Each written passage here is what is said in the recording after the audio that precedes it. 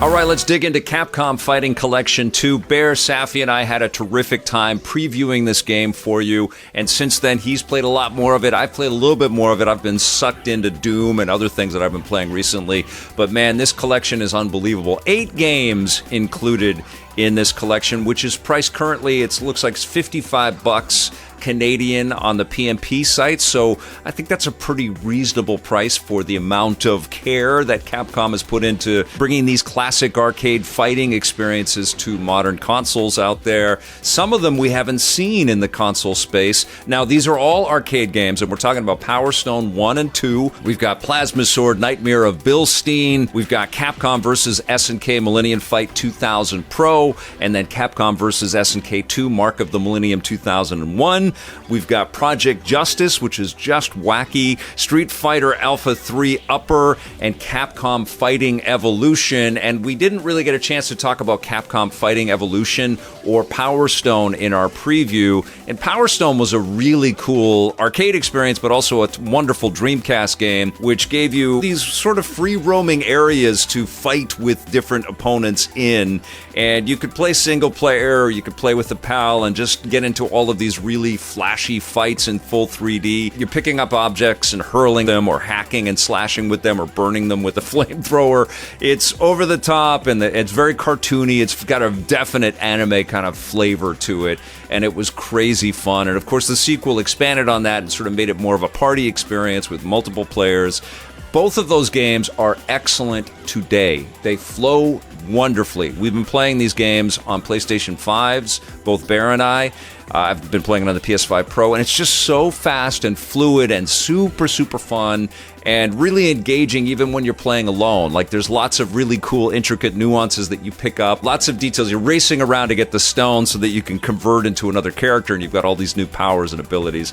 Awesome games, and almost for those two alone, this collection is worth it, I would have to say. But then the fact that you get these Capcom vs. SNK experiences, which are loaded with all kinds of fan-favorite characters and different modes and different styles to play. The first Capcom vs. SNK game on here, Millennium Fight 2000 Pro, introduced this ratio mode where you could stack up your players based on how the developers had kind of rated everybody, and so that meant that you could go into team-based battles with up to 4 different characters if you all went for the sort of 1 ratio characters, or just 1 ratio 4 character. And so it's an interesting kind of rock, paper, scissors mechanic, and it's of course super fun. And they tweaked it a little bit with the second Capcom vs. SNK game, but all of the tuning and tweaking that went into all these games is really fun to kind of progress through. This Capcom Fighting Evolution game is also a trip, and it was my first time really diving into this to talk about this for the review. And it introduces characters from Red Earth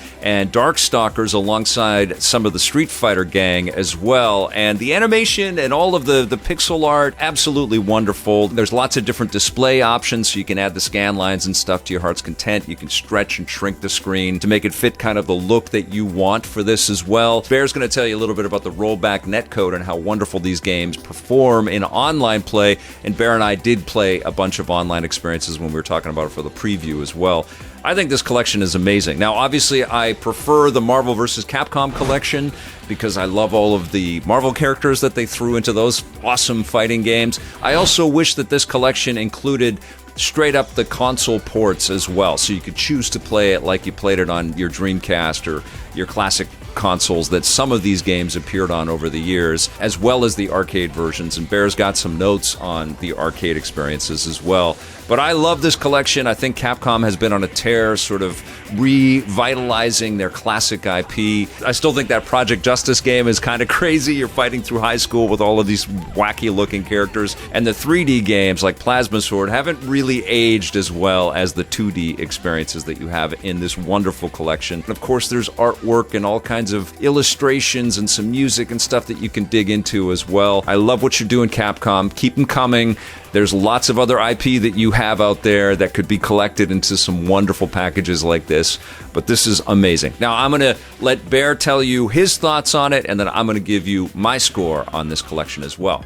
So I had the chance to check out Capcom Fighting Collection 2, and goodness gracious, was it a treat to check out some of these games on modern hardware. You know, I still keep my trusty Dreamcast around because I love revisiting a lot of my favorite arcade titles to this day, but I feel like I'll be turning this on a lot less because a lot of my favorite games are in this collection, and this is what this collection feels like. It really is a celebration of the Dreamcast fighting game era, and also the 25th anniversary for a lot of these games, because a lot of them came out in the year 2000 and 2001. The two big hitters that we need to discuss are Power Stone 1 and 2, and of course Capcom vs. SNK 2. What a treat it is to have these games on modern consoles with rollback netcode. We played a bit of online together, Vic and I. We did the lobby system. I still feel like the lobby system needs work for these Capcom collection titles, but overall it's such a treat to be able to have these so easily accessible. The only real option that fighting game fans had before was Fightcade, and you have to set that up on PC. It wasn't too difficult, but just having it accessible for everyone now to play with a great netcode, this is just a huge win for anyone who loves fighting games. But there is a little bit of controversy though surrounding this title regarding Capcom vs. SNK 2, which is one of the most competitive fighters, and again, the one that a lot of the hardcore fighting game fans really want to dive deep into for this collection.